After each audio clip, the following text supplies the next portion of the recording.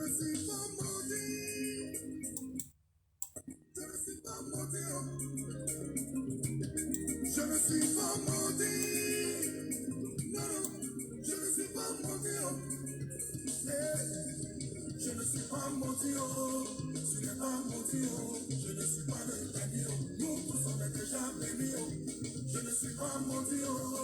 Tu n'es pas maudit. Je ne suis pas le dernier. Nous tous on est déjà bénis.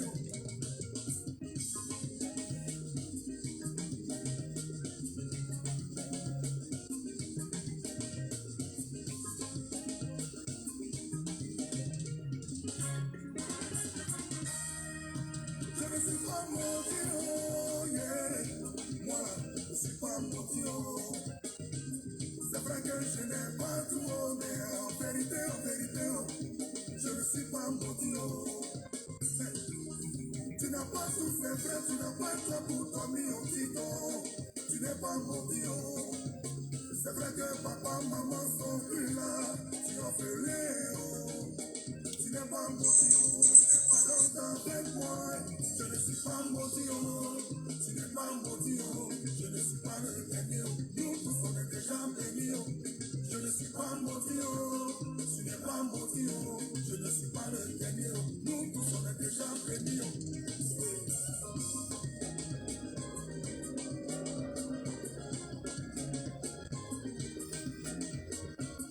Il est facile là, donc les ordonnances sont condamnées. Jésus l'a fait. Tes parents souhaitaient avoir un enfant, ils n'ont pas pensé à toi. Tu n'es pas le fruit des rapports sexuels, tu es un produit fini de Dieu. C'est pourquoi n'abandonne pas quand c'est compliqué. Ça va aller, puis toi, par toi, un jour ça sortira haut, puis toi va sortir haut. N'abandonne pas, je ne suis pas maudit, oh,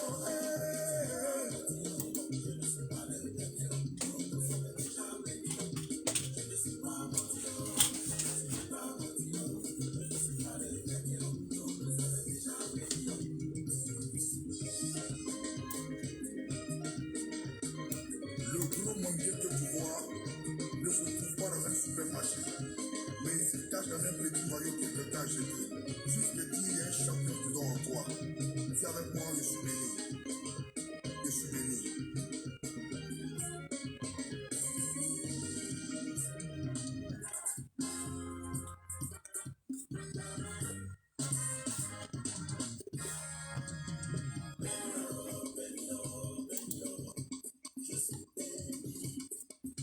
Dis le plus fort.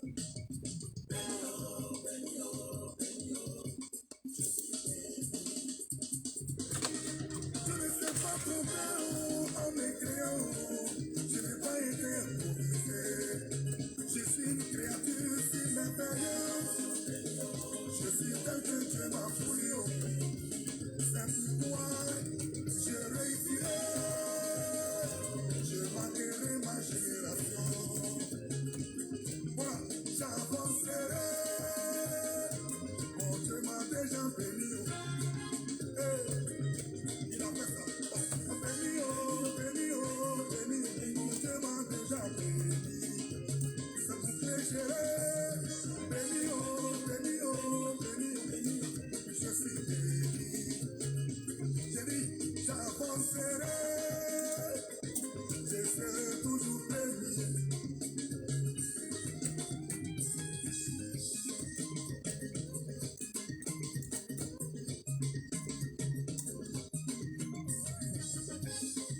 Est-ce que tu peux danser pour la gloire du Seigneur parce que tu es béni? 1, 2, 3, 7. La danse de la bénédiction.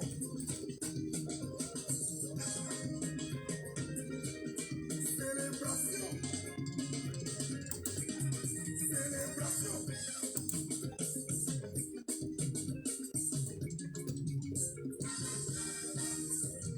Béni, oh, béni, oh, béni, oh. Moi je suis béni. Ok, chérie.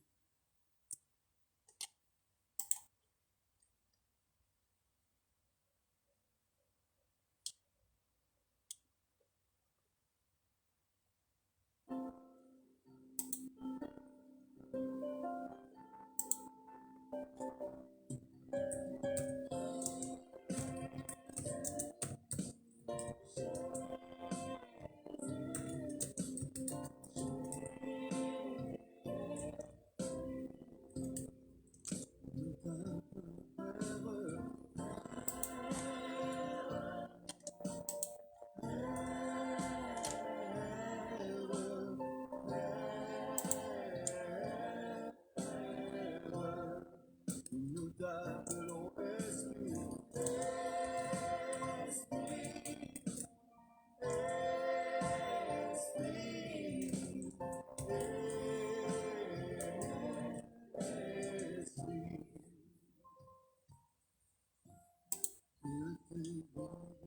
Oui, autour. que ton Saint-Esprit vienne de chaque situation qui trouble mes pensées, mes soucis, mes fardeaux, à tes pieds, je dépose que tes vives eaux, que tes vives eaux inondent mon âme, que ton Saint-Esprit vienne et prenne le contrôle de chaque situation qui trouble mes pensées, mes soucis, mes fardeaux à tes pieds, je dépose. Nous t'appelons Jésus, Jésus, Jésus,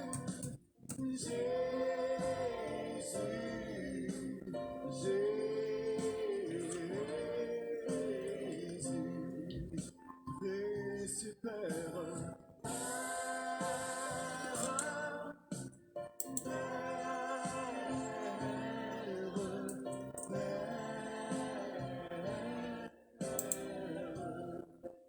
Saint-Esprit, Esprit, Esprit, Esprit, que tes vives eaux, inondent mon âme, que ton Saint-Esprit vienne et prenne le contrôle de chaque situation qui trouble mes pensées, mes soucis, mes fardeaux à tes pieds, je dépose. Et à toi, Jésus, Jésus,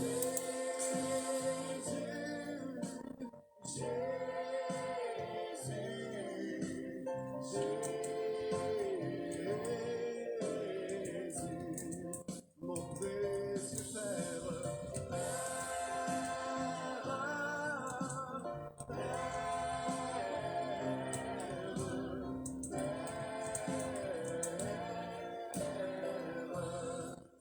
Nous t'appelons Esprit,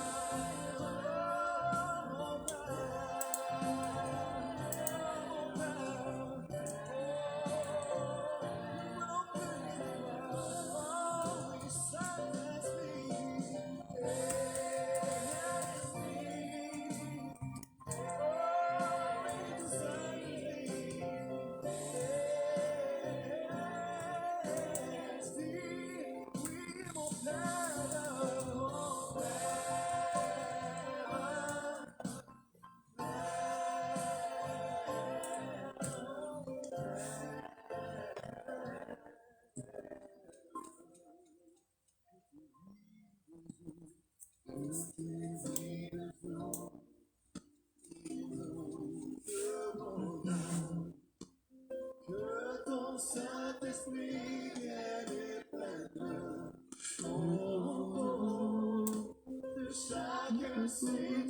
situation,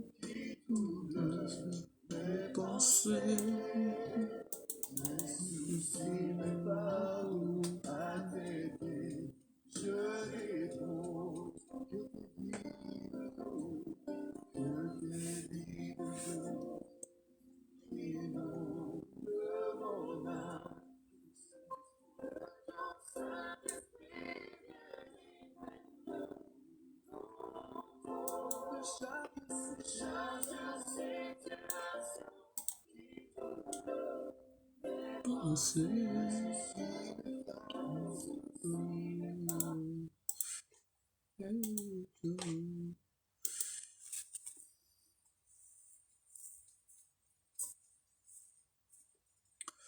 Bonsoir, j'espère que vous allez bien ce soir, ce matin. On va faire une émission sur la mort des Africains qui ont combattu pour la France et qui ont été tués par les mêmes armes de la France et on les a oubliés. Aujourd'hui, quand nous voyons Marine Le Pen et M. Jean-Luc Mélenchon et M. Nicolas Dupont-Aignan et Jean-Louis Drian et Emmanuel Macron, nous dire que eux, ils sont en Afrique pour l'intérêt des Africains et ils sacrifient leur armée pour garantir la sécurité des Africains en combattant les djihadistes. Et c'est une insulte pour nous, en tant qu'Africains, afro-descendants, que aujourd'hui, excusez, je vais mettre une pause d'abord.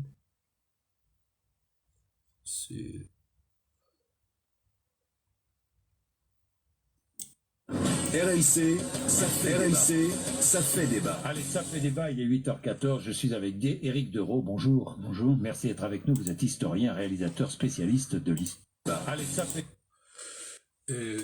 On va essayer d'écouter différentes vidéos en audio sur les efforts que les Africains ont donnés pour la France. Nos aïeux, ceux qui ont combattu pour que la France soit aujourd'hui cette France que nous voyons aujourd'hui et qui se donne le droit de traiter les Africains comme des malpropres, faisant croire que eux, ils viennent aider l'Afrique et que eux, ils viennent avec qu'ils ont 55 ou 54 militaires qui sont tombés au Mali, que tous ces morts, ces 54 là, c'est un sacrifice qu'ils ont fait pour l'Afrique. Non. C'est une injure à notre égard. C'est une injure pour nous, citoyens africains, peuple du monde, hein, et que nos continents sont violés par la France.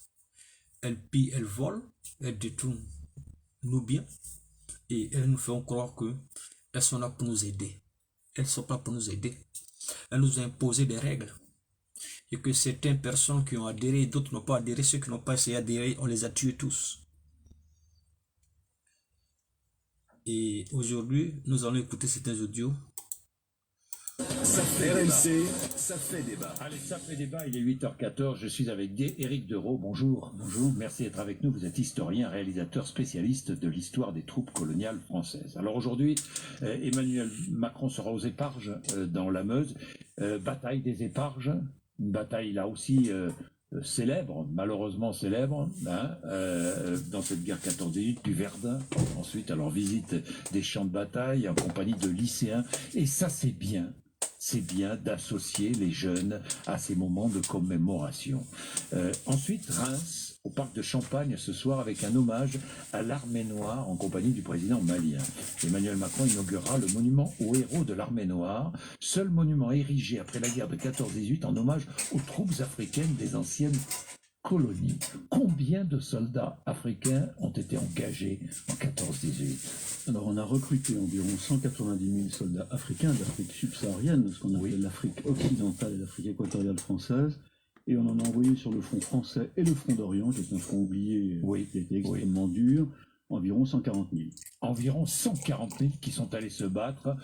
Ils ne savaient pas trop pourquoi, à la limite. Hein. Ils se retrouvaient à Verdun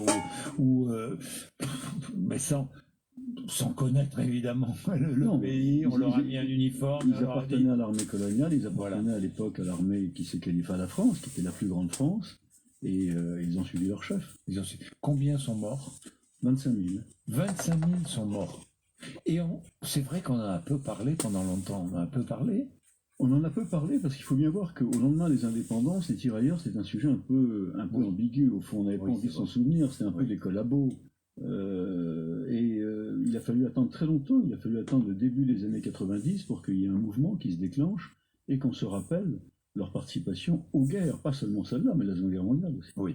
Puis on ajoutera 172 000 Algériens, près de 100 000 Tunisiens et Marocains et 40 000 Malgaches aussi. Et 50 000 Indochinois. Oui. Les Dardanelles, le front d'Orient, le nord et l'est de la France, le front de France, les tirailleurs sénégalais, c'est comme ça qu'on les appelait, sur le chemin des dames. Hein, 15 000 le 16 avril 1917, 15 000 tirailleurs sénégalais sont lancés en première ligne, parce qu'on les lançait en première ligne.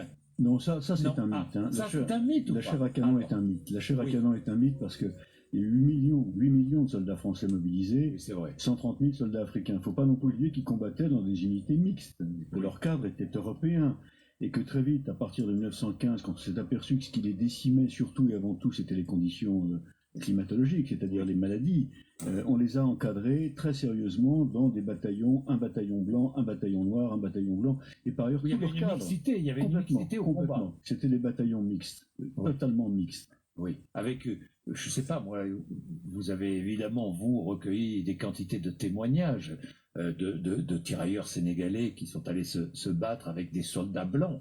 Ça se passait comment? Dans les tranchées, il y avait une... Je crois que l'horreur des tranchées a créé une fraternité d'armes absolument incroyable. C'est après-guerre, évidemment, c'est après que le bilan n'est pas le même. Mais je crois que dans la tranchée, les tirailleurs me disaient souvent, tu sais, le sang avait la même couleur. 16 avril 1917, 1400 tirailleurs sénégalais, paralysés par le froid, tombent sous le feu des mitraillettes allemandes. Mitrailleuses. Mitrailleuses. Ça n'existe pas, les mitraillettes. Ce sont des pistolets mitrailleurs, hein, faut bien savoir. La reconnaissance arrive trop tard? Non, jamais trop tard, Éric Dereau. Non, je crois qu'il n'est jamais trop tard. Il y a un temps à l'histoire. Je vous l'ai dit, dans les années 60-70, les tirailleurs étaient un peu les personnages équivoques de l'histoire coloniale. Oui. Aujourd'hui, on a réérigé ce monument qui avait été détruit par les Allemands en 1940, de rage, qui avait été détruit pour des raisons racistes par les Allemands, qui a été emmené en Allemagne pour participer à une exposition sur la dégénérescence de la France. Et puis finalement, ce monument s'est perdu dans les chemins de fer allemands et il a été fondu par hasard, par erreur. Alors que les Allemands voulaient faire en Allemagne une exposition dans laquelle il y aurait eu un certain nombre de monuments pour montrer combien la France s'était abâtardie en utilisant des soldats noirs. Oui. Donc c'est une histoire absolument invraisemblable. Et en 1960, on a reconstruit à l'emplacement un petit monument de béton. Et puis là, on vient d'en reconstruire un. Mais ce qui est formidable, c'est qu'il y a son double exact, son jumeau à Bamako. C'est-à-dire qu'en 1924, on a construit ce monument, Bamako, capitale du Mali, qui était le principal bassin de recrutement des tirailleurs. C'est les Bambara qui faisaient le gros de la troupe. On a deux monuments identiques. Et donc, on s'est servi finalement des mesures du monument de Bamako pour reconstruire celui de Reims, que je trouve assez beau, en fait. Ce qui fait que je trouve important, sur le plan symbolique, que le président du Mali soit là, parce que c'est un pays debout, c'est une nation souveraine qu'on associe à cette histoire, et non pas toujours ce dialogue de sourds dans la repentance, de devoirs de mémoire auquel on aurait failli. Je trouve ça très important, ce symbole, que deux chefs d'État soient là pour rappeler cette histoire. Merci, Éric Deroux. Merci. Historien, réalisateur.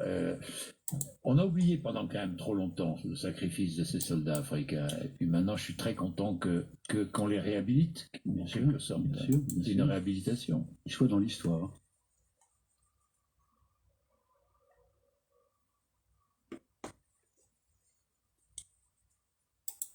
C'est l'un des chapitres les plus sanglants de la colonisation française en Afrique subsaharienne. Le 1er décembre 1944, des dizaines de soldats africains qui s'étaient battus pour la France sont assassinés par des officiers français dans le camp de Thiaroye au Sénégal. Plus de 70 ans après, la version officielle des autorités françaises sur ce qui s'est passé ce jour-là est contestée par de nombreux travaux de recherche, dont ceux d'Armelle Mabon, historienne, maître de conférences à l'université de Bretagne Sud.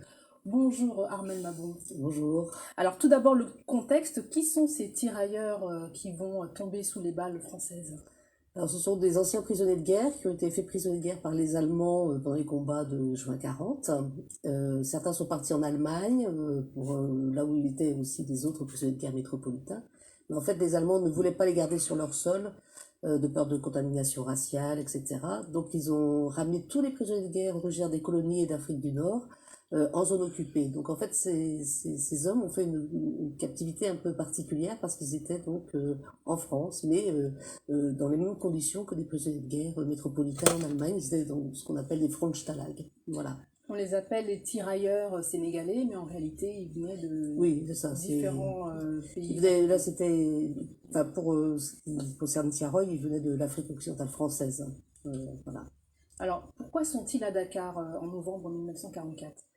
Donc la France a été libérée au courant de l'été 44 et donc la direction des troupes coloniales, sentant que ces hommes étaient déjà un peu en colère, avec des conditions avant leur rapatriement qui étaient dures, donc ils ont voulu les rapatrier rapidement. Donc c'est le premier contingent, non pas à quitter la France, mais à arriver à Dakar. Ce premier contingent a quitté Morlaix, où un bateau britannique est venu les chercher pour les rapatrier à Dakar. Donc ils ont quitté Morlaix le 5 novembre 44 et sont arrivés à Dakar après une escale une escale aussi à Cardiff, une escale à Casablanca. Ils sont arrivés donc le 21 novembre 1944 pour être démobilisés. Ils n'étaient pas encore démobilisés, donc c'était encore des militaires. Donc ils devaient être démobilisés à la caserne de Thiaroye, dans le camp de Thiaroye, donc à 15 km de Dakar. Que sait-on exactement de ce qui s'est passé le 1er décembre 1944? Quelle est la version officielle qui est enseignée encore aujourd'hui dans les livres d'histoire? Alors la version officielle qu'on trouve donc dans tous ces rapports consultables dans tous les fonds d'archives sont donc des hommes qui qui étaient en colère certes et qui ont réclamé des sommes dont on dit dans les rapports que ils avaient déjà perçu plus que leur dû. Donc c'est considéré comme une mutinerie, enfin en tout cas une désobéissance manifeste. Pour le 1er décembre au matin, il a été décidé de faire une opération de maintien de l'ordre. Donc ils ont rassemblé les hommes sur l'esplanade du camp de Thiaroye et donc la version officielle dit que ce sont des mutins qui ont tiré, les mutins ont tiré les premiers et que la répression sanglante était donc inévitable. Voilà, c'est ce qu'on dit. Donc, le bilan officiel, c'est 35 morts et 35 blessés. Comme c'est une mutinerie et une rébellion armée, parce qu'on parle bien de rébellion armée, ben, il y avait bien des meneurs, donc des meneurs ont été arrêtés, et il y a eu donc 34 hommes qui ont été condamnés à des peines souvent lourdes, jusqu'à 10 ans de prison, avec aussi voilà, tout ce qui peut s'ensuivre, dégradation militaire, etc. Alors ça, c'est la version officielle que vous réfutez. Vous dites qu'on est face à un crime colonial. Alors non seulement c'est un crime colonial, mais j'ai pu mettre en avant que c'était un crime de masse prémédité. C'est-à-dire que c'est pas les officiers n'ont jamais eu leur vie menacée. C'était bien avant le 1er décembre qu'il a été décidé de faire venir ces automitrailleuses. Ils ont même fait venir un commandant un lieutenant de vaisseau habile au tir, pour commander ces automitrailleuses. Donc c'est vraiment quelque chose qui a été ordonné, je pense, la veille du 1er décembre pour tuer ces hommes qui justement réclamaient Ces sommes que les autorités locales ne voulaient pas payer, estimant peut-être qu'ils avaient assez d'argent comme ça. Et en fait, ils ont été spoliés de leur solde de captivité. Et les réclamations ont beaucoup dérangé les officiers qui n'avaient pas l'habitude de voir ces tirailleurs dits sénégalais oser réclamer des droits. Donc je pense qu'il y a eu une peur de la part des autorités locales sur place. Et donc voilà, il y a eu d'abord la spoliation des soldes de captivité, les réclamations légitimes, et on a voulu faire taire ces hommes en les assassinant. Voilà. Donc on n'est pas avec 35 morts et 35 blessés, parce que 3 automitrailleuses, ça fait une hécatombe, hein, comme disait le général de Beauvoissel, il dit ce serait une hécatombe, c'était une hécatombe. Voilà. Donc, vous parlez de 300 à 400 morts. Alors, évidemment, nous n'avons pas les chiffres, nous n'avons pas de liste des victimes, nous n'avons pas non plus de liste de rapatriés, donc c'est difficile de faire un comptage précis. En tout cas, moi, par rapport aux documents que j'ai trouvés, ils ont diminué le nombre de rapatriés pour camoufler le nombre de victimes. Donc je crois effectivement qu'on arrive entre 300 à 400 victimes, qui sont évidemment pas dans les tombes du cimetière, mais qui sont dans des fosses communes, toujours dans des fosses communes. Vous êtes sur ce dossier depuis des années, hein, vous menez un travail acharné, mais on a l'impression que vous n'avez pas que des amis dans le milieu universitaire. Dernièrement, un historien a qualifié votre travail de partial, vous l'avez poursuivi en justice, puis vous avez été débouté. Comment est-ce que vous avez perçu cette décision?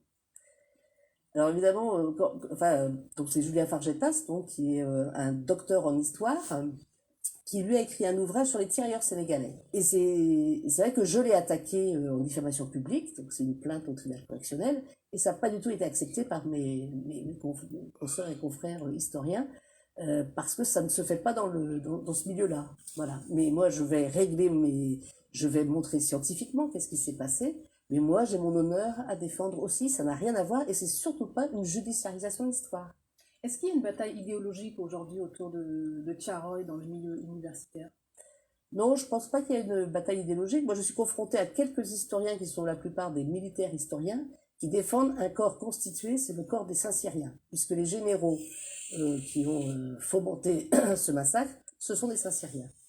Et donc, voilà, c'est une protection du corps des officiers, mais le problème, c'est qu'il y a une éthique, une déontologie qui nous gouverne, nous, historiens. Donc, en fait, sciemment, il continue à falsifier l'histoire pour protéger les officiers, mais ça veut dire qu'ils salissent la mémoire des tirailleurs sénégalais, et malheureusement, ça ne les dérange pas du tout.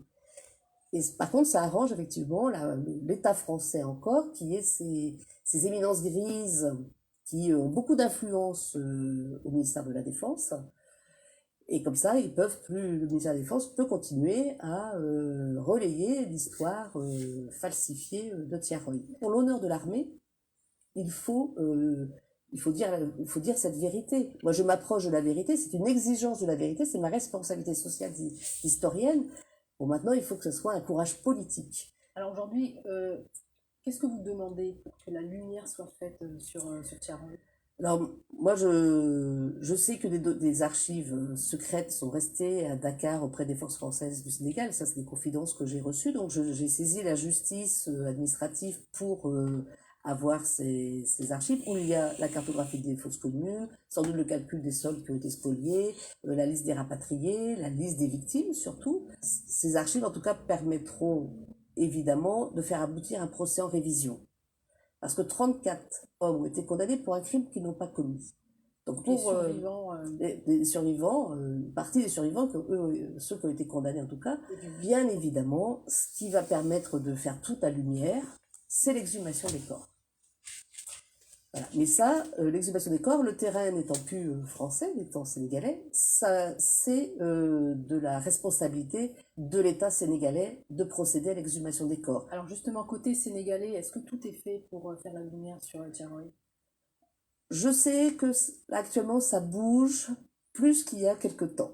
Parce que un député vient de déposer une question au gouvernement sénégalais sur le bureau du président de l'Assemblée nationale pour l'exhumation des corps et aussi pour ces archives que la France a données au Sénégal mais dont que personne ne peut consulter, parce qu'on ne sait pas pourquoi, ça fait 3 ans quand même, donc une analyse scientifique aurait pu être faite depuis quand même depuis tout ce temps-là. Donc oui, je sens que au niveau politique, ça bouge au Sénégal, la société civile aussi bouge, je sais qu'il y a des associations qui se mettent en place, voilà. Il faut reconnaître la mention mort pour la France, pour toutes les victimes. J'ai retrouvé un seul fils de victime qui s'appelle Biram Sangor, qui habite à Diarao. Depuis les années 70, il demande des explications à la France pour la mort de son père. Il a toujours eu des réponses, certes négatives, parce qu'il demandait le statut de pupille de la nation. On lui a toujours répondu, même si c'est négativement. En 2015, il demande l'exhumation du corps de son père, puisqu'il savait que son père n'était pas dans le cimetière. Le ministère de la Défense ne lui a jamais répondu. Ce silence en dit long. Pourquoi on ne répond plus à Biram Sangor? Parce que, au ministère de la Défense, tout le monde sait. Voilà. Vous comparez l'affaire Tiaroy à l'affaire Dreyfus. Quoi? Oui, parce que Dreyfus a été condamné suite à une machination. Ici, c'est pareil. C'est-à-dire qu'il y a une machination qui a été mise en place pour condamner des innocents, pour cacher quelque chose de bien plus grave. Et je pense que je peux faire aussi le parallèle, parce que s'il y a un procès en révision, il y aura un procès en révision de ces tirailleurs sénégalais condamnés à tort, et il n'y a pas eu de militaires amnistiés, réhabilités via un procès en révision depuis le capitaine Dreyfus. Autrement dit, le symbole sera très fort. Et je pense que pour les jeunes générations qui souffrent aussi de ces cicatrices, voilà, c'est dans l'inconscient collectif, Tiaroy, ce n'est pas rien, ni au Sénégal, ni au Mali, et dans les banlieues aussi. Enfin, je crois qu'on ne maîtrise pas tout ce que ça peut représenter, un tel mensonge d'État avec mort d'homme, caché, camouflé, spoliation, droit renié, déni, etc. Donc, en fait, l'affaire Tiaroy est plus grave que l'affaire Dreyfus, et elle dure depuis plus longtemps. Et voilà, donc je suis très optimiste, je commence à être un peu fatiguée de cette lutte quand même. Je pense qu'en 2018, voilà, je pense que les corps seront exhumés. Voilà, le procès en révision, en tout cas les instances vont faire ce qu'il faut pour qu'il y ait le procès en révision. Et puis les familles qui ont été spoliées, parce que la spoliation, c'est les soldes de captivité, c'est la prime de démobilisation et le pécule que devaient percevoir ces hommes, ils n'ont rien reçu, c'est resté dans les caisses de l'État. C'est normal que ces familles réclament réparation. Je sais que le président Hollande disait oui, il n'y a pas besoin de réparation. Ben, je suis désolée, ces sommes ont été volées, spoliées. Il faut bien que les familles, c'est tout à fait c'est légitime qu'ils réclament ces sommes. Merci Armelle Mabon d'avoir répondu à mes questions. Il y a 75 ans, les rues de Paris ressemblaient à ça. Du 19 au 25 août 1944, dans la capitale, le cœur est à la fête. Paris célèbre sa libération et la fin de 4 années d'occupation. Paris outragé, Paris brisé, Paris martyrisé, mais Paris libéré. Sauf qu'à bien regarder les images des actualités de l'époque, une chose peut sembler étonnante. Il n'y a aucun combattant noir. Comme s'il n'y avait pas eu de combattant noir dans cette 2e division blindée, la colonne de chars du général Leclerc, chargée de libérer Paris. Pour comprendre, il faut s'intéresser à ce qu'on appelle le blanchiment, comme nous l'explique Raphaël Scheck, professeur d'histoire moderne de l'Europe au Colby College. Ça veut dire de retirer du front les soldats noirs, surtout les soldats venus des colonies françaises au sud du Sahara. On les remplace avec des soldats blancs, parfois quelques nord-africains, mais surtout des soldats blancs métropolitains ou de la population européenne de l'Afrique du Nord. Et c'est justement ce qui est arrivé à la division Leclerc, la 2e DB. C'est devenu un peu une division d'élite de l'armée de la France libre qui se composait d'ailleurs très fortement de Noirs recrutés ou volontaires en Afrique centrale et en Afrique occidentale aussi. Ça, c'est jusqu'en 1943. lors des accords d'Anfa à Casablanca entre les Américains, les Britanniques et les Français. Mais à partir de l'été 43, ce sont les États-Unis qui équipent et instruisent la 2e DB. Et ils exigent que cette division ne compte plus aucun soldat noir. Ça s'est passé avant le débarquement. Les Américains ont dit qu'ils ne pensaient pas que les soldats noirs étaient capables de conduire des chars. L'armée américaine comptait bien des soldats noirs parmi ses rangs, plus d'1 million, soit presque 10% de ses troupes, mais la ségrégation y était forte. Les Noirs pouvaient faire partie de l'armée, mais ils étaient très séparés. Les militaires américains ne voulaient pas donner aux Noirs certains rôles, comme conduire des chars. Il y avait quelques pilotes noirs, mais c'était très rare et c'était très contesté, parce qu'il y avait toujours une hiérarchie raciale très stricte, surtout dans le sud des États-Unis. Et l'état normal, c'était que des Blancs commandaient et des Noirs suivaient les ordres. Grande pourvoyeuse de troupes et de matériel pendant la reconquête de l'Europe, l'armée anglaise soutient cette décision américaine de blanchir la 2e DB.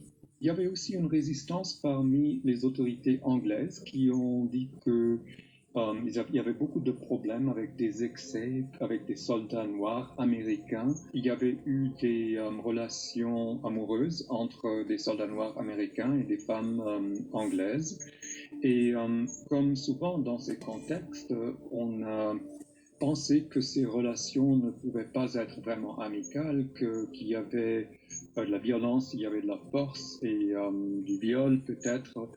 Et il y avait certainement quelques cas, mais il y avait aussi des viols, beaucoup de viols par des soldats blancs. Donc, ils ne voulaient pas que les Français amènent des soldats noirs en Angleterre. Car l'Angleterre, c'est là que se prépare la 2e DB pour le futur débarquement contre les troupes nazies. Résultat, le général Leclerc accepte finalement de se séparer de 3603 tirailleurs sénégalais.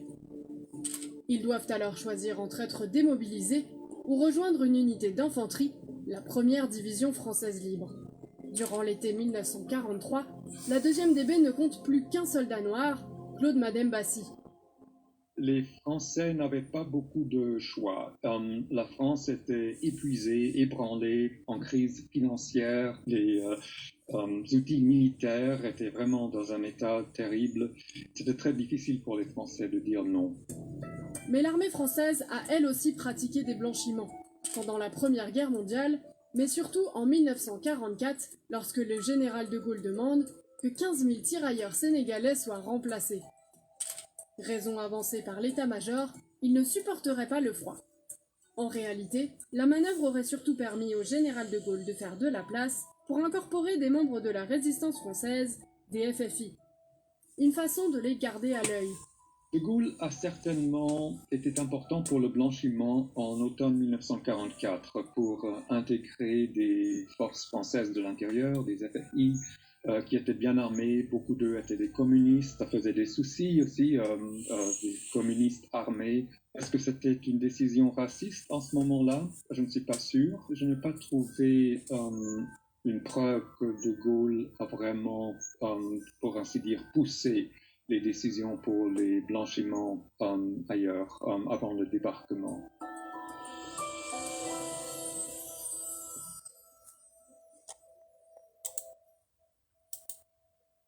C'est les Africains sacrifiés par la France. Suivant l'émission aujourd'hui,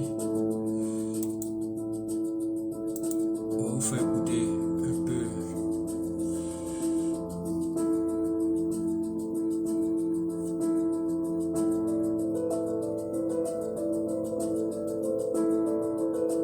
Cotonou Bamako, Abidjan à Tombouctou.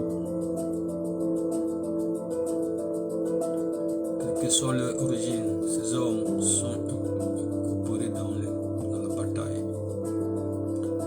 Pas d'uniforme de plus, mais juste pas des mêmes droits civiques. La plupart, le terrain recouvre l'aviron de combat.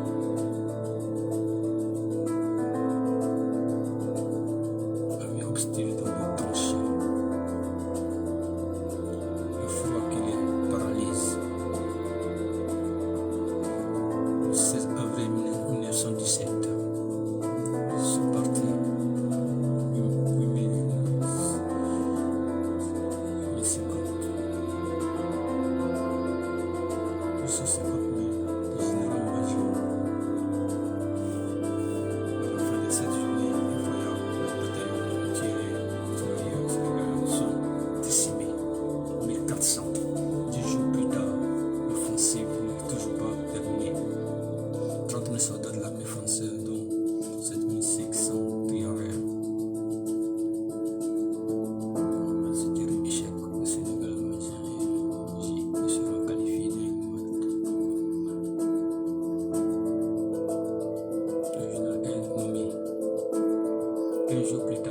général Hubert Riboc à son tour.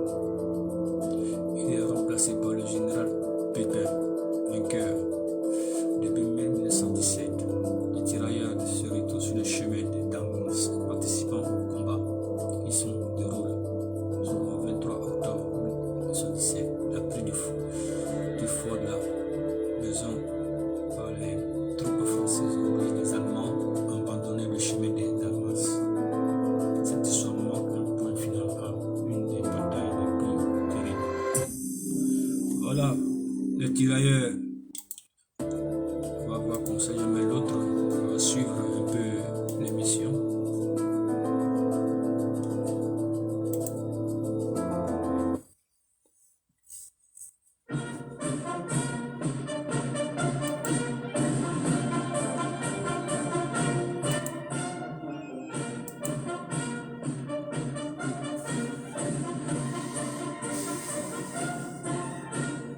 Nous étions au fond de l'Afrique, gardiens jaloux de nos couleurs, quand sous un soleil magnifique, retentissait ce cri vainqueur, en avant, en avant, en avant. C'est nous les Africains qui arrivons de loin, venant des colonies pour sauver le pays. Nous avons tout quitté par engourdis foyers, et nous gardons au cœur une invincible ardeur qu'à nous voulons, porter haut et fier le beau drapeau de notre France entière. Et si quelqu'un voulait nous séparer, nous saurions tous mourir jusqu'au dernier. À tes tambours, à nos amours, pour le pays, pour la patrie, mourir au loin, c'est nous les Africains.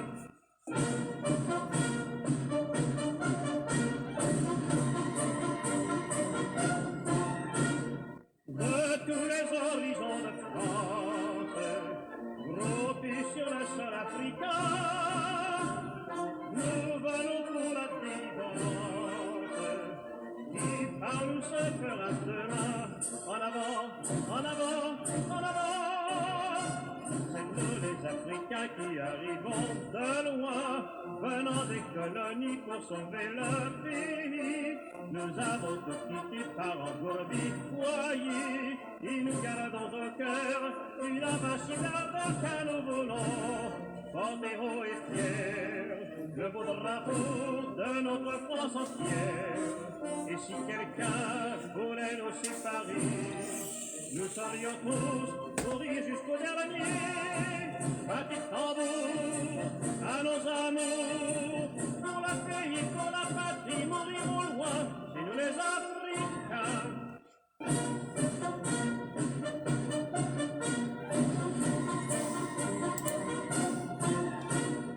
Et lorsque finira la guerre, nous reviendrons à nos orbits, le cœur joyeux et l'âme fière d'avoir libéré le pays, en criant, en chantant, en avant.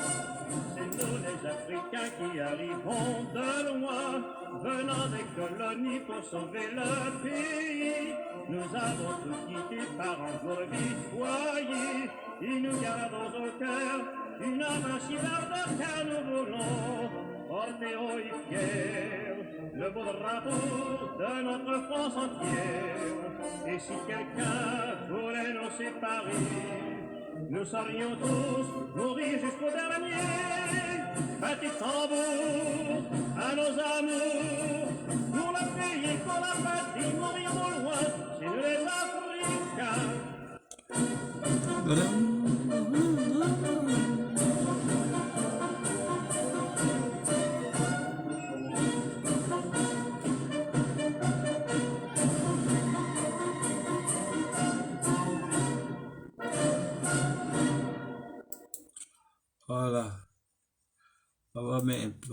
Après, on va suivre la suite. Voilà, c'était pour faire comprendre aux frères africains et que quand j'entends parler de Marine Le Pen, qu'il y a eu des soldats français qui sont décédés au Mali, qui sont allés soutenir les Maliens, et il y a eu 54 soi-disant soldats français qui sont tombés sur le champ de bataille pour soutenir le Mali. Non. Vous êtes partis pour piller. Ça, il faut dire ça. Mais il y a les Africains qui ont libéré la France. Il y a les Africains qui ont pris les armes pour défendre la France. Ces Africains-là, ils ne sont pas venus d'eux-mêmes pour vous défendre. On les a pris en otage. Et ils sont venus combattre dans le froid. Des milliers d'entre eux sont morts dans le froid. Et d'autres ont été tués par les mêmes armes de la France. Et quand j'entends M. Emmanuel Macron, le président français, avec son ministre des Affaires étrangères, M. Jean-Luc Le Drian, et ainsi nous voyons les accompagneurs qui viennent, qui parlent, mais ils se découvrent eux pour nous montrer qu'ils sont des faussaires et tous. Jean-Luc Mélenchon, Nicolas Dupont-Aignan, député français, qui se sent indigné qu'aujourd'hui le Mali dit elle veut son autodétermination, elle ne veut plus être assistée, elle veut rompre avec le système, avec la France-Afrique, elle veut prendre son envol. La France se trouve indignée. On dit oui, le Mali n'a pas le droit. Le Mali ne veut plus être assisté. C'est elle qui prend le contrôle aujourd'hui. Le Mali n'est pas la France. Le continent africain n'est pas la France. Et la France n'a pas à venir à donner ses dictats aux pays africains, aux États africains. Vous-même, vous le dites si bien, la France n'a pas d'amis. Elle n'a que des intérêts. Mais quand vous n'avez pas d'amis, nous aussi on n'a pas d'amis. Mais nous cherchons notre intérêt à nous. Parce que c'est chez nous, il y a tout. C'est pas chez vous. Il y a le pétrole, il y a le diamant, il y a l'or, il y a l'uranium, il y a tout. Le coltan, tout se trouve en Afrique. 72 ans d'esclavage, 72 ans de vol, 72 ans d'humiliation, de rabaissement. L'Afrique dit non. Le continent africain dit non. On peut être dans une coopération de respect, mais vous n'avez pas le droit de venir imposer vos règles. C'est fini. L'Afrique n'est pas le bordel de la France. Aujourd'hui, la nouvelle génération consciente, ou nos aïeux qui ont mené le combat, qui sont morts, qui n'ont pas pu terminer le combat, qui sont décédés. Et aujourd'hui, cette génération qui a continué, mais qui est rentrée dans le système de la France-Afrique, dans le système du colonialisme, pour détourner cette conscience collective dans une fausseté de gouvernance. On ne veut plus ça en Afrique. On veut prendre nos propres envols, on veut prendre nos propres décisions. Mais cela ne veut pas dire qu'on rompe avec les autres pays. Nous sommes obligés de travailler avec tout le monde. Mais il faut nous reconnaître en tant qu'un État indépendant. Il faut nous reconnaître dans notre moralité en tant que citoyens de ce monde, que nous ne sommes pas des chiens de la société. C'est ce que l'Afrique demande. Les tirailleurs sénégalais, les tirailleurs africains ont été abattus, ont été tués comme si rien n'était. On ne parle pas d'eux. On parle de combien de Français qui sont morts au Mali, 54 personnes, qui sont allés piller le Mali, qui sont allés voler. Et entre-temps, il y a le bordel qui se menait au nord du Mali. Les djihadistes, les terroristes tuent les populations. Et la France ne fait rien. Mais maintenant, le Mali prend son envol. Elle prend ses règles sécuritaires. Elle prend son épaule. Elle dit non. Elle prend le contrôle. Elle change les données. Et vous vous trouvez indigné. Et oui, la Mali est en train de provoquer. Elle provoque rien. C'est vous qui provoquez.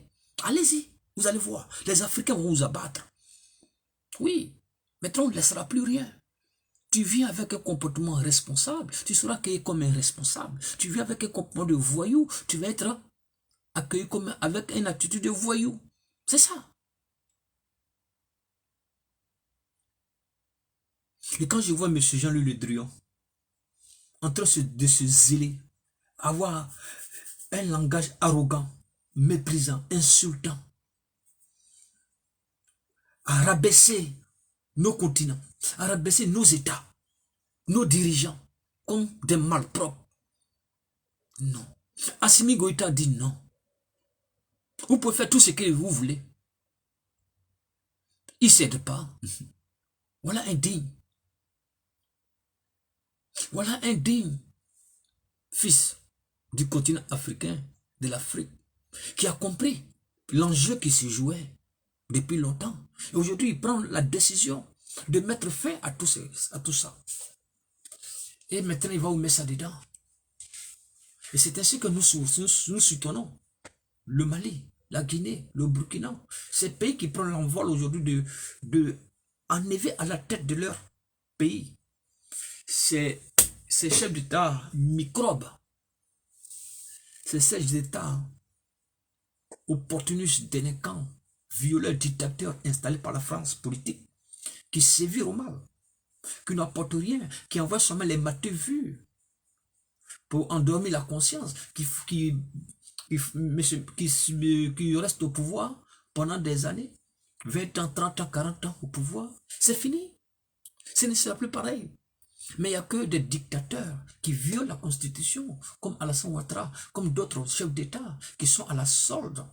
La CEDEAO, c'est un groupe de délinquants politiques installés par l'impérialisme qui sont à la solde de l'impérialisme. Nous, on n'est pas là-bas. Parce que là, on en a rien à foutre des décisions de la CEDEAO. La CEDEAO n'est pas un État souverain. Le Mali est un État souverain. La Côte d'Ivoire est un État souverain, mais qui est assujetti par le système colonial. Et nous disons non. Le temps viendra où les choses changeront. Et on voit, Madame Marine Le Pen, qui s'exhibe à travers les écrans, qui pense qu'elle connaît l'Afrique. Elle connaît, mais elle cache l'histoire. Oui, on allait soutenir le Mali.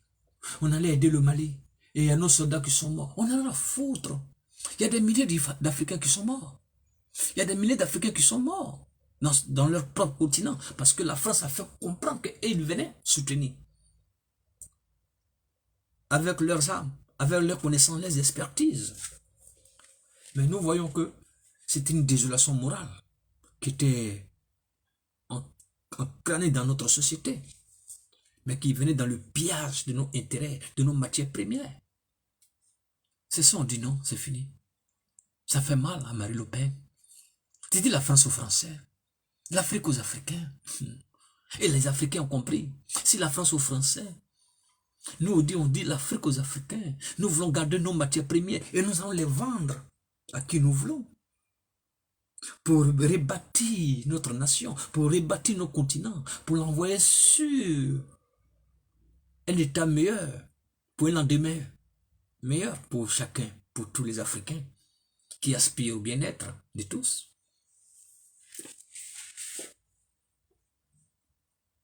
Vous faites semblant de lutter pour l'Afrique. Vous faites semblant pour dire oui, vous soutenez l'immigration. Vous faites semblant pour dire oui. Vous voyez, monsieur le député Nicolas Dupont-Aignan, qui nous fait comprendre, oui, il faut rapatrier les Maliens qui sont en France, qui n'ont pas de papiers, parce qu'on a rapatrié un ambassadeur. Mais ce qu'ils oublient, ils ne disent pas.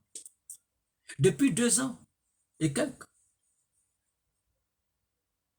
il n'y a pas eu d'ambassadeur au Mali.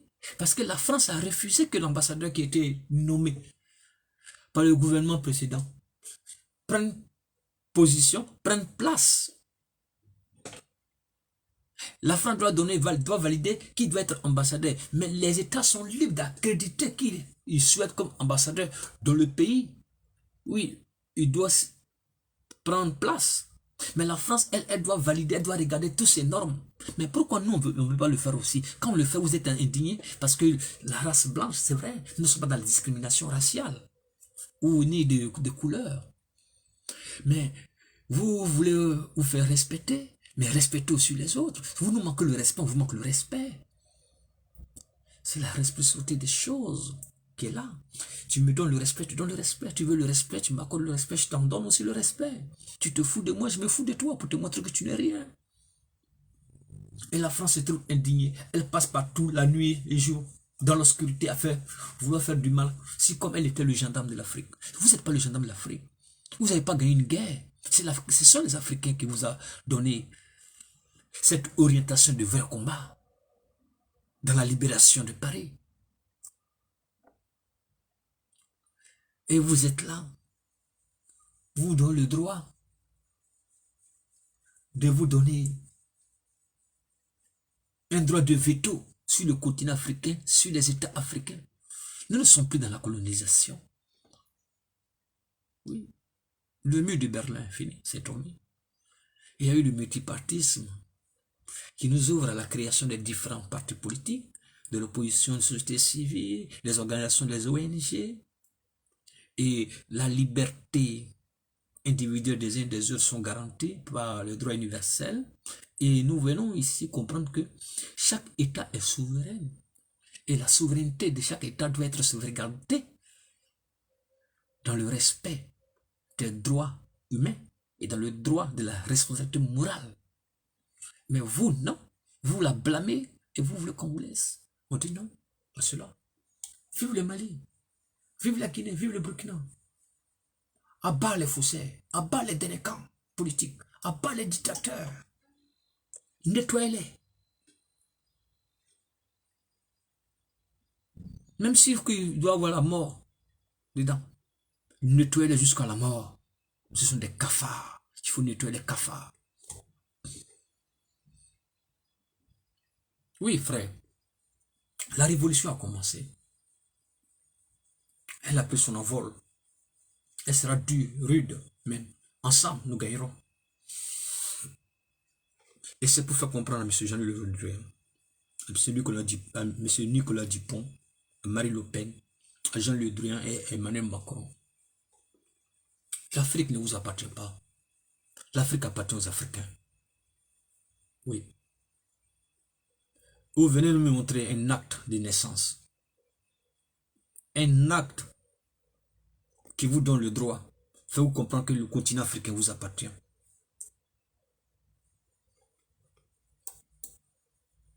Respectez les Africains. Si vous avez certains chefs d'État, certains intellectuels africains au moins, ou certains intellectuels africains aussi, qui sont dans vos paniers à crabes, continuez avec eux dans vos paniers à crabes. Mais nous allons lutter contre eux. Nous allons lutter jusqu'à ce que nous retrouvons notre liberté confisquée par vous dans un comportement méprisant de mensonges, de calomnies, de vols en réunion. À bas la France. À bas l'impérialisme international. À bas le néocolonialisme. Vive l'Afrique, vive le continent africain. Un jour se lèvera sur l'Afrique. C'est ensemble, nous gagnerons. Écoutons une autre vidéo en audio pour nous rafraîchir. Les citoyens français entraient dans l'armée française comme un Français de plein exercice, si je puis m'exprimer ainsi. Son uniforme était un uniforme de soldats français. Tandis que le sujet français, lui, il était un tirailleur sénégalais. Avec sa chéchia, ses bandes moltières et tout le reste, il y avait une nette différence entre le fait d'être citoyen et d'être sujet français. La Première Guerre mondiale, qui éclate en Europe, est aussi l'affaire de l'Afrique. Puisque le rêve de grandeur des puissances européennes, c'est en Afrique d'abord qu'il s'exprime. Une réalité se fait jour trop rarement mise en évidence. En 1914, les colonies africaines représentent la plus grande longueur de frontières communes aux belligérants européens. Cela explique en partie que l'Afrique sera doublement impliquée dans ce conflit mondial, à la fois comme terre de combat et comme réservoir de combattants. En France, très préoccupé par la crise démographique de son pays, le colonel Mangin avait publié en 1910 un ouvrage à succès, La Force Noire. Les troupes noires, y écrivait-il, ont les qualités que réclame la guerre moderne. Rusticité, endurance, instinct du combat, absence de nervosité. Leur arrivée sur le champ de bataille produira sur l'adversaire un effet considérable. Et même si le gouvernement ne retient pas l'essentiel des propositions de Mangin, la France va tout de même se distinguer. Alors que les troupes coloniales des autres puissances belligérantes restent confinées sur le continent, la France mobilise les siennes sur le front européen. Au départ, c'était volontaire. Ceux qui avaient la volonté de continuer le combat du côté français levaient le doigt et on les prenait d'office. Deuxièmement, si l'effectif n'atteint pas ce qu'on veut, ce que souhaite la France, on exige et on impose un quota à telle famille ou à telle autre famille parce que le roi connaît là où il y a des hommes valides. Et il connaît dans chaque foyer, dans chaque famille, les éléments les plus solides de chaque famille. Donc, on exige que, on fait la liste, chez vous, telle personne sont prises. Et si les personnes ne veulent pas y aller, les personnes disparaissent dans la nature, c'est-à-dire ils fuient, elles fuient. Et de fil en aiguille, on recueille un nombre plus élevé afin de continuer la participation militaire sur le terrain.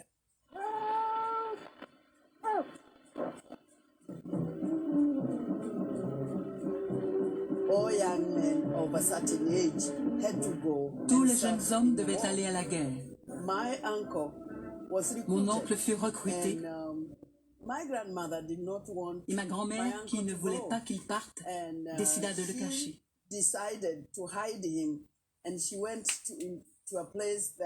Elle partit vers une terre que je connais très bien et qui appartenait à sa famille.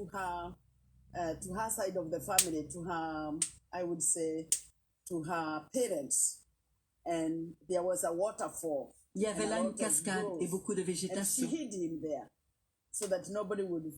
Elle y cacha mon oncle pour que personne ne le trouve.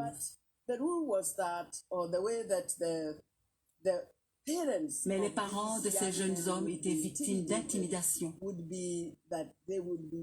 leur disait: nous savons que vous avez un fils et vous devez nous le remettre, sinon nous confisquerons votre bétail.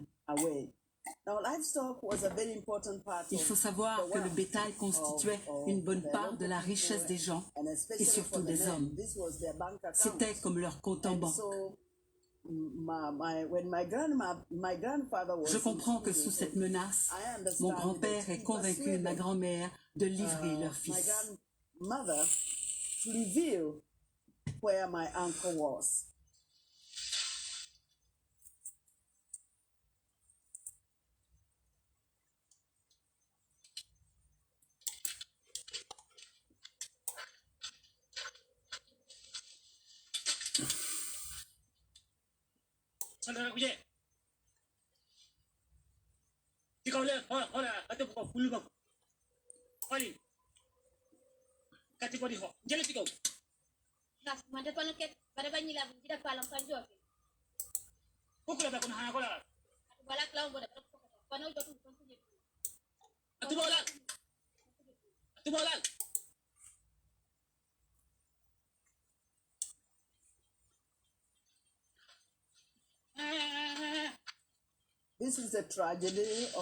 C'était la situation tragique des sujets dans une colonie.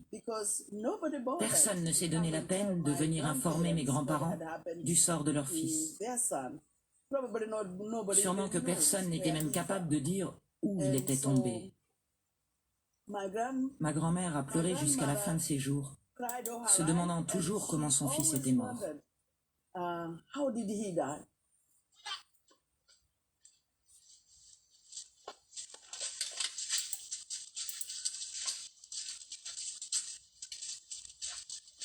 Une fois que la personne meurt, la personne est enterrée dans son terroir près des siens.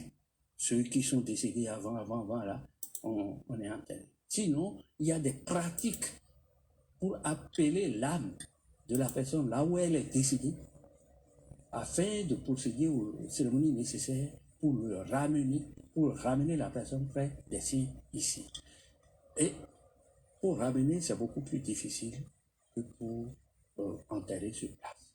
Donc, il y a cette conception qui fait que on n'a pas envie de mourir ailleurs, dans un autre pays, pour qu'on fasse des cérémonies de rapatriement ou des cérémonies de retour de l'âme auprès des siens.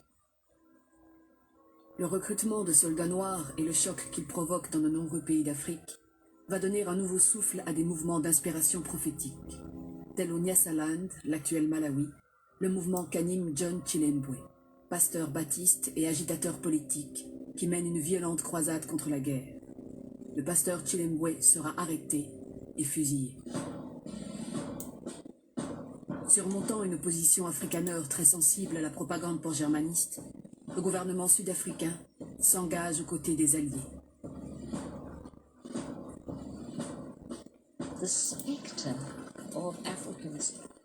La vision de Noirs armés était un cauchemar pour les Sud-Africains blancs, profondément marqué par le précédent de la guerre des Boers.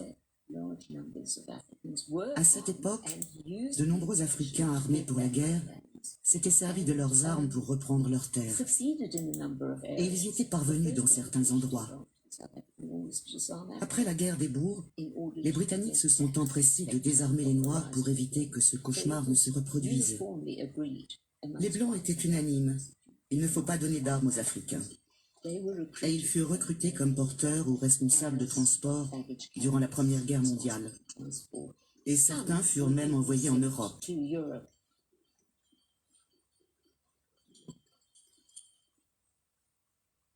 Sur le terrain des combats en Afrique, il faut mobiliser le moins de troupes possible, jugées plus utiles sur le front européen. Mais alors que le Togo allemand tombe en quelques semaines, la bataille menée par les Britanniques et les Français au Cameroun sera plus longue, 18 mois, et plus meurtrière. Avec cette singularité que pour la première fois, elle oppose des soldats noirs présents des deux côtés. C'est également le cas en Afrique orientale, où des soldats professionnels noirs, des askaris, sont placés sous le commandement du général allemand von Lettow-Vorbeck. Ces askaris parviennent durant toute la guerre à fixer 150 000 soldats alliés et leurs troupes noires, qu'elles soient sous le drapeau britannique, belge ou sud-africain. Sur le front européen, les terribles combats de la fin 1917 mettent les troupes noires à forte contribution. Mon père a inhalé de gaz et tout le reste de sa vie, il a mené une vie de souffrance. On faisait des trucs de verre, des ventouses qu'on lui faisait, on coupait le corps pour qu'il puisse respirer bien. Et rien à faire. Il est décédé des suites de cette gaz. Donc, de ce gaz. Et il nous a toujours expliqué. Mes grands frères sont là, ils peuvent témoigner. Il nous a toujours expliqué les méfaits, les atrocités de la guerre. Et c'était triste d'aller s'intoxiquer à un autre front qui n'est pas le vôtre. Au début de 1918, la plupart des belligérants ne peuvent que constater l'épuisement de leurs troupes et l'absolue nécessité de les renforcer. Il faut donc recruter de façon plus importante. C'est à Blaise Diagne, député du Sénégal, que le chef du gouvernement français Georges Clemenceau, avec une certaine habileté politique, fait appel.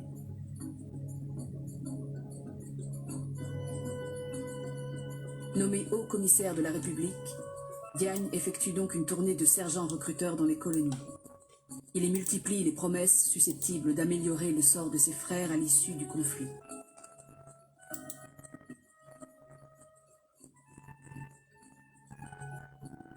Mais la plupart de ces promesses celles notamment d'une citoyenneté accordée pour service rendu à la patrie reconnaissante, ne seront pas respectées.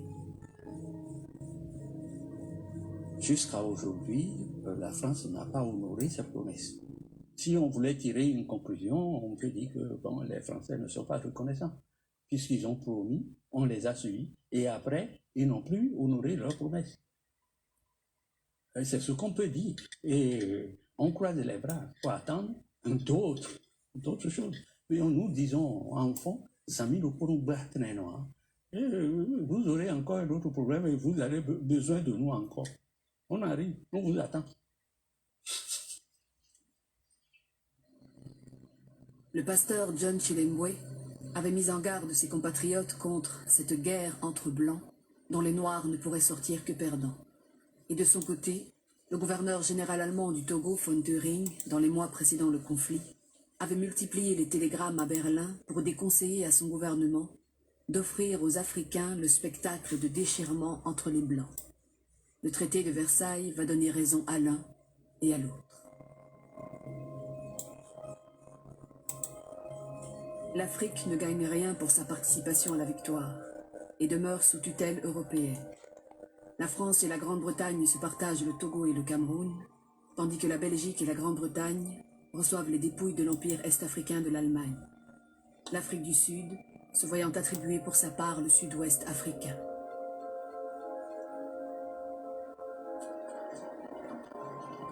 Mais dans le même temps, le doute sur la supériorité de l'homme blanc s'installe dans l'esprit des Africains. Ils ont appris qu'il y avait de bons et de mauvais blancs et que l'on pouvait tuer ces derniers.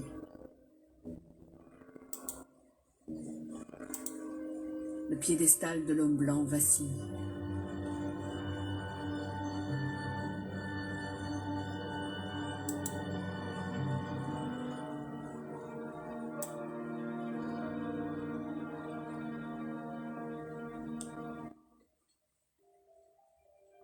Que va représenter pour les Africains la nouvelle guerre mondiale qui se déclenche? Une guerre de blancs qui ne les regarde en rien mais va se dérouler en partie sur leur sol. Une guerre qui les verra participer à de nombreux combats et leur donnera le sentiment justifié d'avoir joué un rôle important dans son dénouement. Une guerre, enfin et surtout, qui les mettra face à face, camp contre camp, dans un affrontement meurtrier. Mai 1940, les troupes d'Hitler envahissent la France qui capitule. Auch hier wieder die Kulturträger der Garnation. Diese fremdrassigen Hilfsvölker rief Frankreich zur Schande Europas ins Land und feierte sie als seine schwarzen Brüder. Des propos déjà entendus lors de l'occupation de la Ruhr en 1923, quand la propagande allemande se déchaînait contre la honte noire de l'armée française.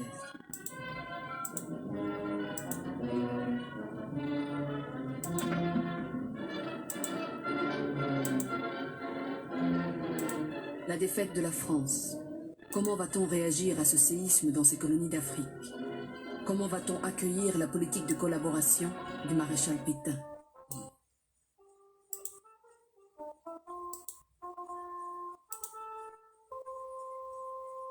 Maréchal Pétain. Maréchal Pétain. Connais pas Maréchal Pétain? Non, connais pas. Gracias. Commande Afrique tout. Commande tout. Maréchal Pétain. Commande papa, maman.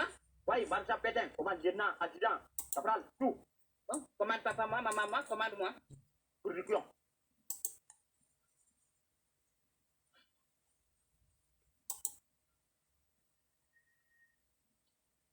Le chef de la France.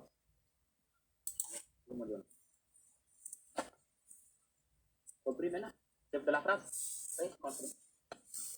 Gouverneur du Tchad, le Guyanais Félix Éboué se rallie à la France libre dès le mois d'août. Ce geste décisif va faire basculer dans les semaines qui suivent la totalité des pays de l'Afrique équatoriale et le Cameroun.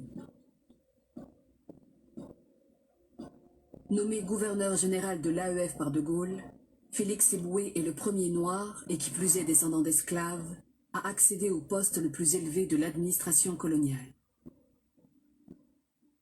Jamais les colonies françaises n'avaient eu à jouer un rôle de cette importance. Elles sont, écrit le général de Gaulle, le creuset de la France libre et le point de départ d'une reconquête française de l'Europe.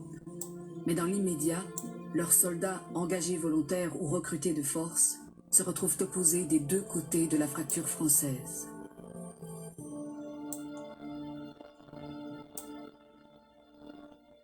Ainsi, une partie de la force noire demeure sous la coupe de l'État français, c'est-à-dire du maréchal Pétain et des gouverneurs généraux qui lui sont restés fidèles.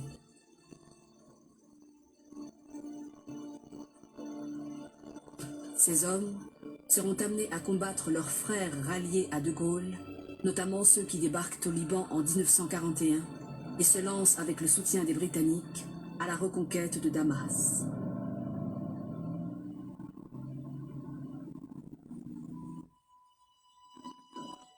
Si les Alliés peuvent avancer sur tous les fronts à la fois, en Europe, en Asie et en Afrique, c'est qu'ils ont accès en toute sécurité à des matières premières que la guerre a rendues inexploitables chez eux, mais qui abondent en Afrique, où ils développent les transports nécessaires pour les acheminer. Dans les colonies françaises, coupées en deux, la ponction économique est sans précédent, aussi bien en Afrique équatoriale qu'en Afrique occidentale, où les vichistes entreprennent la construction d'une ligne Méditerranée-Niger qui restera inachevée.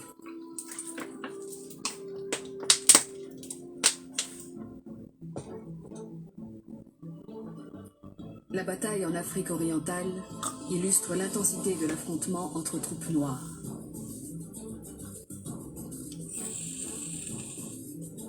Les Italiens ont recruté des Somaliens colonisés et des Éthiopiens hostiles au Négus.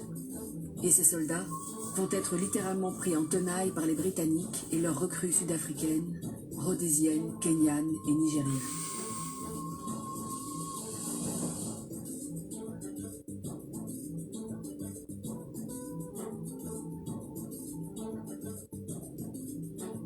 I remember in King's College, Lagos, there were activities there among the... Je me souviens qu'au King's College de Lagos, il y avait des étudiants engagés qui remettaient en question la domination coloniale en Afrique de l'Ouest. Colonial imposition on the West African colonies.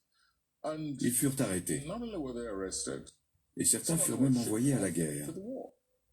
Just as a kind of C'était une forme de punition. and it affected the relationship Cela a affecté les relations entre les leaders nationalistes et le pouvoir colonial. and the colonial powers.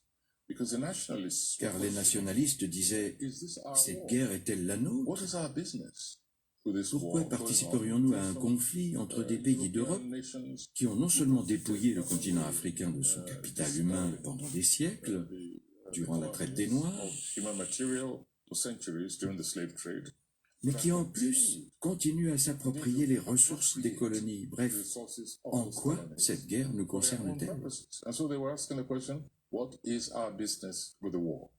And so you had D'un the autre different côté, attitudes. On the other hand, of il y course, avait aussi les leaders qui voyaient ou qui croyaient voir un enjeu plus important, la nécessité de vaincre le nazisme. to defeat the forces of Nazism.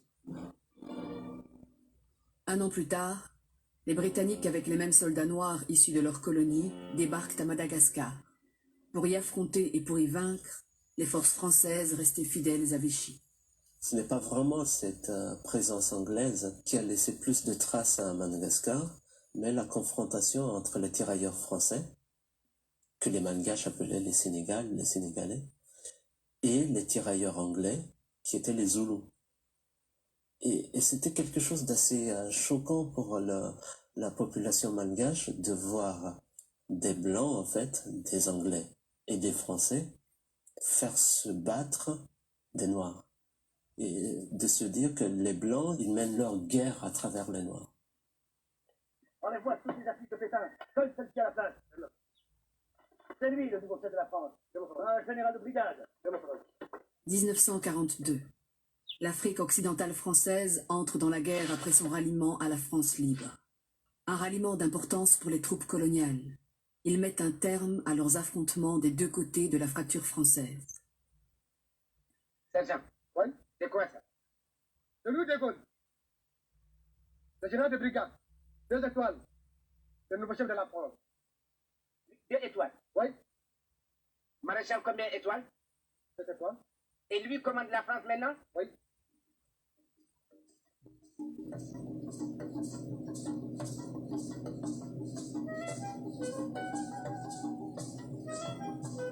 Brazzaville est devenue depuis 4 ans la capitale de la France libre.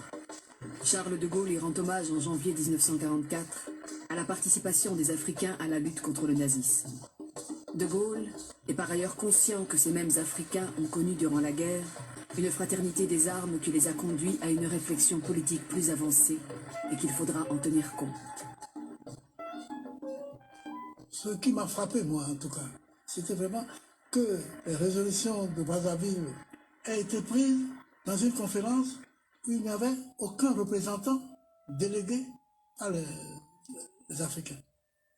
S'il y avait des hommes de couleur comme Bouéo, ils étaient en tant que fonctionnaires, en tant que responsables de l'État français. Il n'y avait aucun représentant d'un groupe social ou d'un groupe intellectuel ou des Africains. C'était une conférence pour les Africains, sans les Africains. Porté par le serment que leur avait fait à Koufra en Libye le colonel Leclerc, le serment d'aller avec elle jusqu'à Strasbourg, les troupes françaises noires débarquent en Italie. Puis en Normandie avec la 2e division blindée, et enfin en Provence avec les Alliés.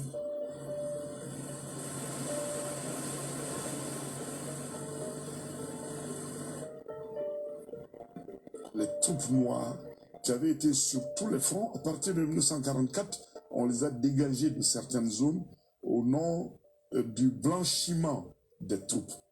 Parce qu'on ne souhaitait pas que les troupes noires puissent jouer de grands rôles dans des actes de libération de la France. On voulait bien indiquer que c'est les Français qui ont libéré la France, mais sans les troupes noires. Cela a été vécu comme une espèce de frustration. Donc, certains sont retournés vraiment l'amertume au cœur.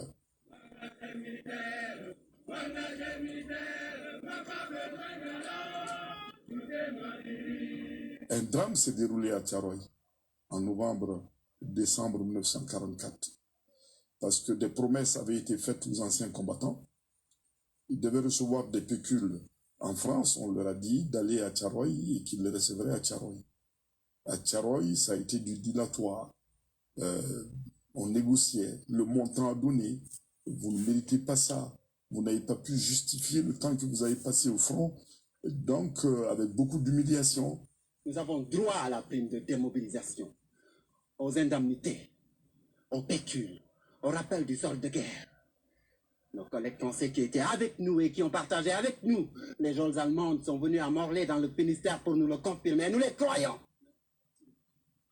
Devons-nous penser qu'il y a deux France, la métropole et la coloniale? Et ce qui devait arriver ou ce qui ne devait pas arriver est arrivé, parce que un général à l'époque, Dagnan, est venu vers le 26 novembre 1944 à Tiaroy essayer de négocier avec les anciens combattants qui ne voulaient pas quitter Tiaroy, qui ne voulaient pas rejoindre leur territoire avant d'avoir perçu leurs émoluments et leurs droits. Ça a mal tourné. Le général Dayan, qui était le commandant des troupes à Dakar, a été pris en otage. Nous souffrons beaucoup la guerre. Camp de concentration. Nous mangeons. Carrefour. Hein? Est-ce que tu comprends mon français? Tu ne comprends pas. Nous vivons beaucoup catastrophes suisses. Alors, tu comprends mon français? La guerre. Hein? Nous vivons beaucoup de cadavres. Ici, tous hommes, toi homme, moi homme, lui homme. Alors, tu comprends rien? Le général leur promet, sur son honneur, le soldat, que, bon, s'ils le libèrent, ils seront payés, ils le libèrent, en quoi ils ont été bien naïfs d'ailleurs, et dans la nuit du 30 novembre au 1er décembre 1944,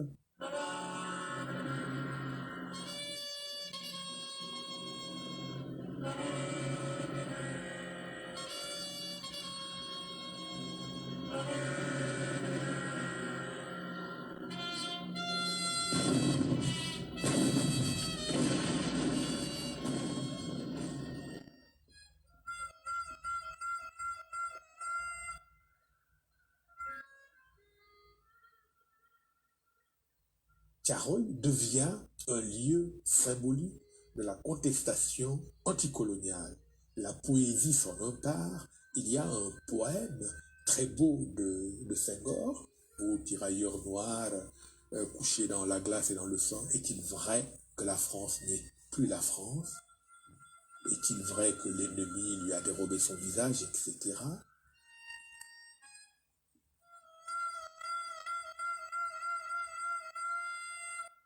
Sur la longue période qui s'achève, l'empire du silence aura finalement réussi à faire entendre sa voix.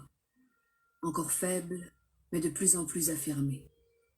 Il lui aura fallu pour cela surmonter de multiples traumatismes.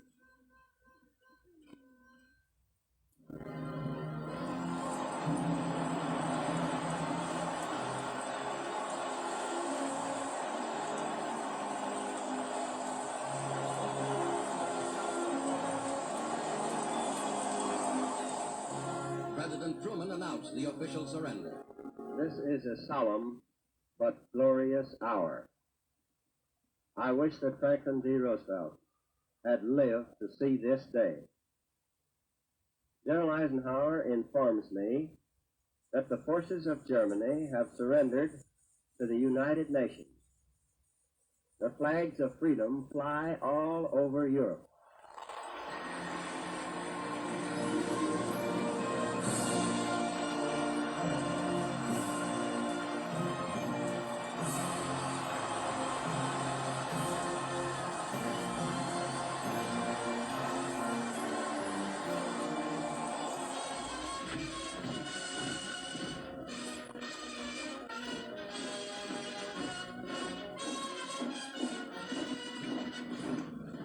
L'une des premières conséquences institutionnelles de la fin de la guerre est la création en juin 1945 de l'Organisation des Nations Unies. Sa charte affirme d'emblée le droit des peuples à disposer d'eux-mêmes. Et 3 ans plus tard, la Déclaration universelle des droits de l'homme proclame dans son préambule que les hommes doivent être protégés contre toute forme de tyrannie et d'oppression. Monsieur le Président, l'Assemblée générale des Nations Unies est sur le point de clore sa session en statuant sur le projet de déclaration que la Commission a voulu faire appeler Déclaration universelle des droits de l'homme. Je tiens à vous rappeler qu'en 1945, au moment de la création des Nations Unies, il n'y avait que 3 États indépendants africains. Vous aviez l'Égypte, le Libéria et l'Éthiopie. Les 50 autres États étaient des colonies.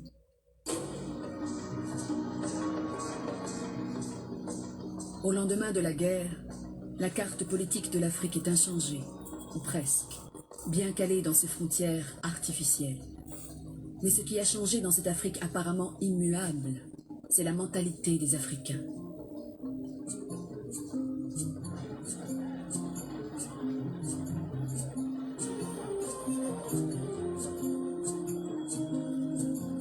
Les combattants ont connu la fraternité des armes.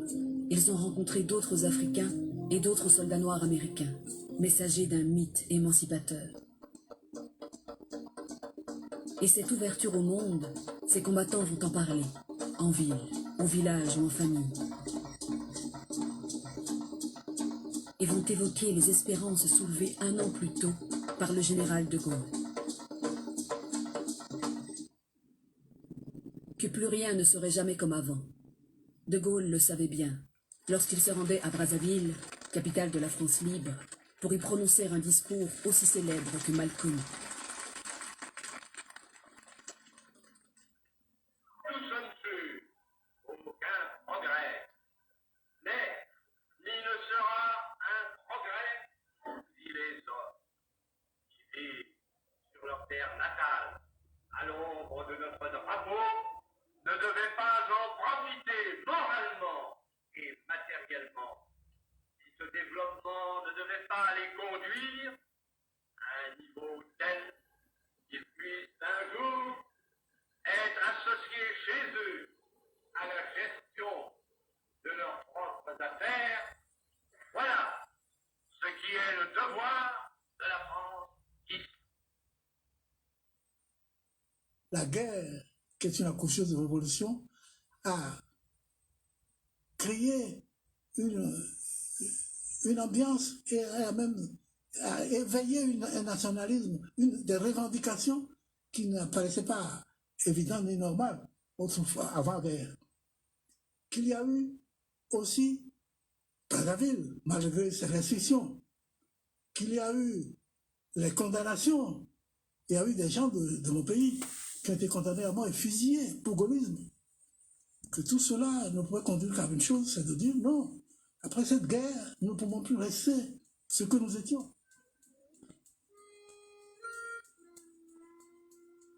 Au crépuscule de l'homme blanc qui se précise, va répondre l'ouragan africain.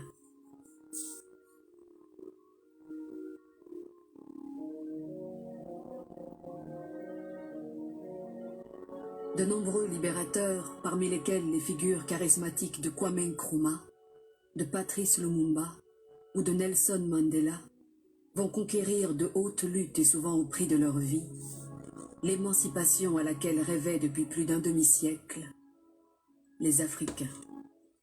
Voilà. On va s'arrêter là aujourd'hui. Demain, on va continuer la suite. Voilà, demain, il y aura la deuxième partie. Voilà.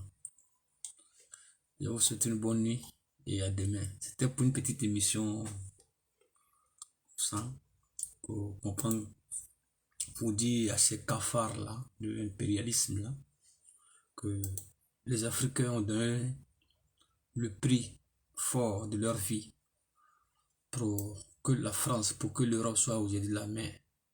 Elle doit avoir une responsabilité vis-à-vis de tous ces Africains tombés pour leur intérêt. Et qu'aujourd'hui, nous disons, ils n'ont qu'à rentrer chez eux. On peut relever le défi de notre nation nous-mêmes. Sans eux, voilà, que c'est possible. Avec la volonté des uns et des autres, on peut s'en sortir.